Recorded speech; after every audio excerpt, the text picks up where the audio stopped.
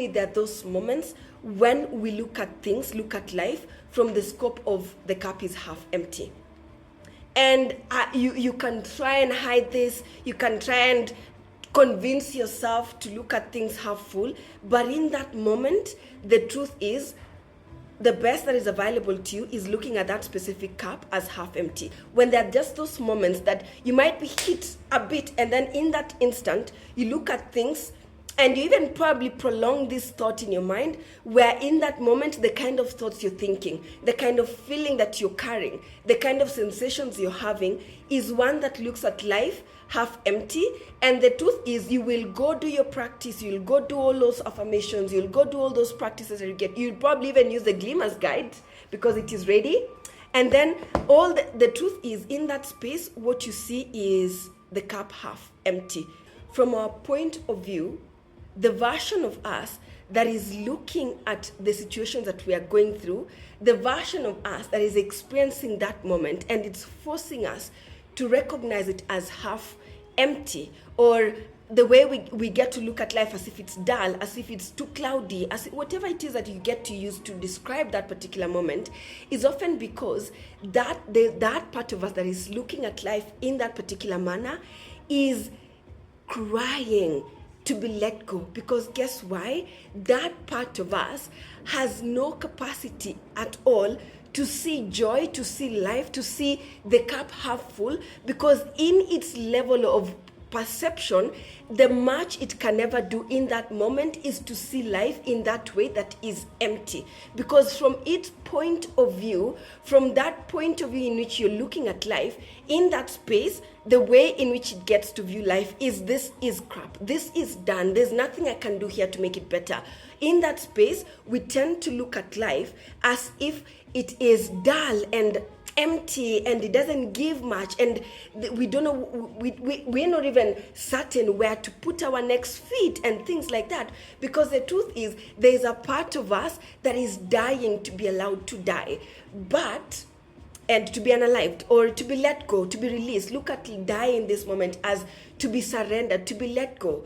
And the truth is, the message here, the main message in this particular space is letting go. And then the key word that I want you to pay attention to, the one that I want you to remember, is the concept of transformation.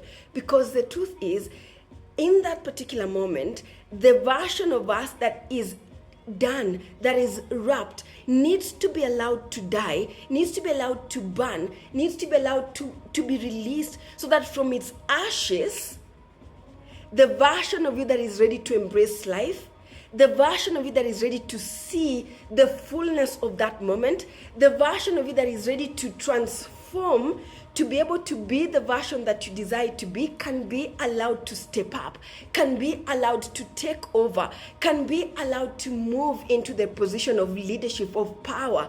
But the truth is, there's even a poem I wanted to write a couple of days ago, and it was talking about the fact that we hold on to these aspects, these parts of us that is long dead, so tightly because it's what we know, it's what has been safe. And our bodies, our nervous system, our mind will always want us to stay in that space. But that version of you is asking you, I will need you right now, Gloria, to trust me that if you let go, then your wings can be able to fly. Because most of the time we get to be held in these spaces where we have outgrown, because we know it so well. And the challenge is, imagine if the caterpillar refused to use its wings after it has become a butterfly, after it has gone through its metamorphosis, after it's really become a butterfly, but then it doesn't want you to open its wings. It wants to just stay like that, and is looking for food in the cocoon, and it's like, no, me, I'm not opening my wings, I'm gonna stay like this, do not bother me, and it stays like that forever. The truth is, evolutionary wise, months, years later, a decade later, then butterflies will never have wings, because their forefather decided that they don't need to fly, they just want to be like chicken. I'm using chicken here in the example that chickens have wings, but they don't use them to fly compared to other birds. So it becomes flightless. So then that gift that part of you that wants to come out, that wants to fly, is so scared of, is so held by the part of you that you're holding on to, that is let go. The part of you that is still seeing the cup half empty. The part of you that thinks the world will not accept you. The part of you that thinks they will not see me. The part of you that thinks it's too much work. The part of you that thinks I don't know how to be consistent. Those parts of you are saying, let me die. And then I promise you, from my ashes, there is so much greatness that is about to rise. Just let go. Let go of this age. I promise you, the ways you have shed before, the layers of skin you have let go before, all of them are going to be used to sow the wings that you need to fly.